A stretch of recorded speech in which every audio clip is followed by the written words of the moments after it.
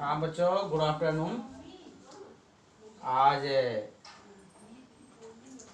हम लोगों ने इसके पहले पॉलिनॉमियल पढ़ चुके हैं, बहुपद पढ़ चुके हैं। आज हम पढ़ेंगे, एक अगला हमारा चैप्टर होगा, और दो चरों में रैखिक समीकरण। क्या पढ़ेंगे बच्चों? दो चरों में रैखिक समीकरण। देखिए बच्चों, रैखिक समीकरण की बात हम करेंगे। कक्षा 9 में आपने पढ़ा होगा रैखिक समीकरण, और कक्षा 9 में जो आपने पढ़ा है वो एक चर का रैखिक समीकरण है। एक चर का रैखिक समीकरण है।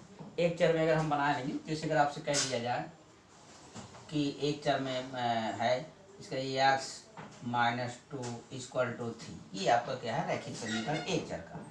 इसी प्रकार से अगर हम कह सकते हैं कि x - 2 = 1/2x, ये भी एक चर में रैखिक समीकरण है। इसी प्रकार से अगर कह दिया जाए कि y = 2y + 3, ये भी रैखिक समीकरण है एक चर का।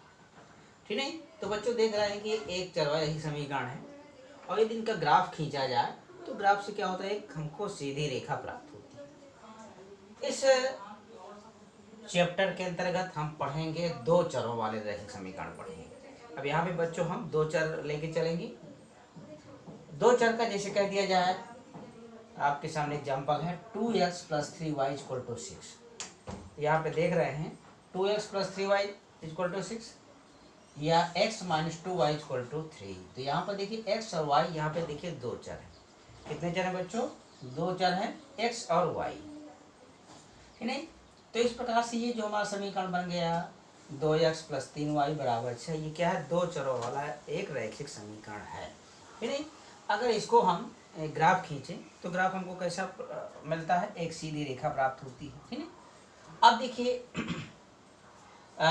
दो समीकरणों को अगर हम एक साथ ले लें, ठीक है भाई, ये भी आपका दो चर वाला एक समीकरण है, और ये भी आपका x - 2y = 3, ये भी दो चरों वाला रैखिक समीकरण है। ठीक है? जब हम दो समीकरणों को एक साथ लेके चलते हैं तो इसे कहा जाता है रैखिक समीकरण युग्म। इनको मतलब होता है जोड़ा, पेयर। तो ये आपका दो रैखिक समीकरण है, इनको एक साथ लेके चलते हैं। ठीक है? अब देखिए बच्चों, रैखिक समीकरण का जो हमारा मानक रूप होता है वो क्या होता है? ax + by + c = 0। है? जहाँ क्या है? देखिए a b c क्या है? ये रियल नंबर्स हैं, वास्तविक संख्याएं होती हैं। तो ये बच्चों क्या है? मानक रूप है। अब इसके बाद देखिए, अब हम दो रैखिक समीकरण लेके चलते हैं। a1x + b1y + c1 = 0। इसी प्रकार से a2x + b2y + c2 = 0। ठीक है? तो ये दो रैखिक समीकरण है। ठीक है? अब देखिए, अब हम ग्राफी विधि से रैखिक समीकरण को कैसे हल करते हैं। ठीक है? तो देखिए, रैखिक समीकरण, दो चरों में रैखिक समीकरण को हल करने की देखिए बच्चों दो विधियां हैं। एक तो आपका ग्राफी ज्योमेट्रिकल यानी ज्यामितीय विधि द्वारा या ग्राफी विधि द्वारा हल करते हैं, और दूसरा क्या है? बीजगणितीय विधि द्वारा करते हैं। तो ग्राफी विधि से हल करने के लिए हम क्या करते हैं? जैसा कि आपको मालूम है कि समीकरण का ग्राफ जब हम खींचते हैं तो एक हमको सीधी रेखा प्राप्त होती है, सरल रेखा प्राप्त होती है। ठीक है? तो दोनों रैखिक समीकरणों का हम क्या करते हैं? अलग अलग ग्राफ खींच लेते हैं। दो हमको रेखाएं मिलेगी। अब दो रेखाएं जो हमको प्राप्त होती हैं वो, उसमें देखिए तीन शर्तें होती हैं। या तो दो रेखाएं एक दूसरे को क्या करेंगी? प्रतिच्छेद करेंगी, या एक दूसरे के समांतर होंगी, या क्या होंगी? संपाती होंगी। रेखाएं क्या होंगी? संपाती। संपाती मतलब क्या? दोनों समीकरण खूब मतलब एक जैसे होते हैं, एक ही होता है ना, तो एक दूसरे के तुल्य होते हैं। तो दो समीकरण एक दूसरे के तुल्य होते हैं, ठीक है? तो जब उनका ग्राफ खींचते हैं तो एक हमको संपाती रेखा प्राप्त होती है। ठीक है? तो इस प्रकार से जो है तीन स्थितियां प्राप्त होती हैं ग्राफ में। ठीक है? या तो दोनों रेखाएं एक दूसरे को प्रतिच्छेद करती हैं, या एक दूसरे के समांतर हैं, या संपाती है। ठीक है? अब देखिए, ये जो a1 b1 c1 a2 b2 c2, ठीक है, ये जो रियल नंबर से वास्तविक संख्या है, तो इनकी हम तुलना करते हैं, और तुलना करने के आधार पे हम ये बता सकते हैं कि उनका हल कैसे होगा। ठीक है?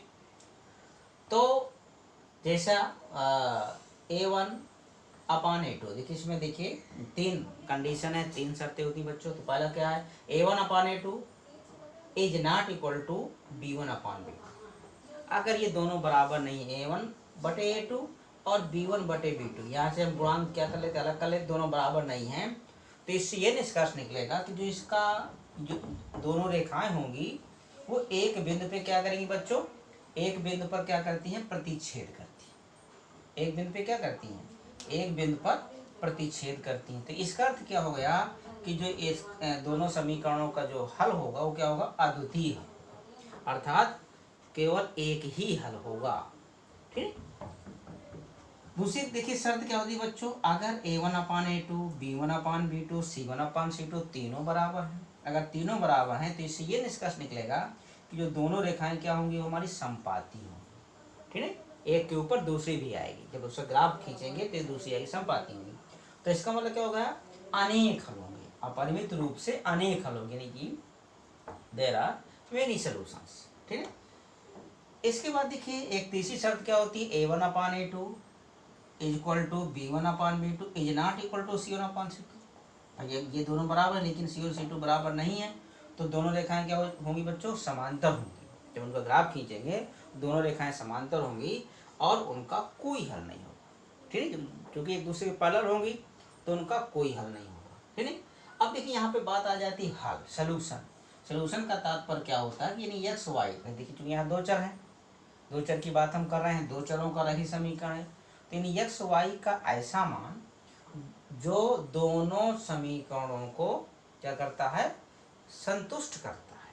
कहने का अर्थ क्या हो गया, एक्स वाई का मान हम दोनों समीकरण रखते हैं तो बायां पक्ष बराबर दायां पक्ष, तो क्या हो गया, अर्थात ये एक्स वाई का मान इनको क्या कर रहा है, संतुष्ट कर रहा है। ठीक है, तो जो संतुष्ट कर रहा है एक्स वाई का मान वो कहलाएगा रैखिक का हल कहलाएगा, सॉल्यूशन कहलाएगा। ठीक है। तो ये बच्चों ये देखिए 3 कंडीशन है, तो इस तरह से हम इनके A1/A2 B1/B2 C1/C2 के द्वारा हम ये बता सकते हैं कि उसका हल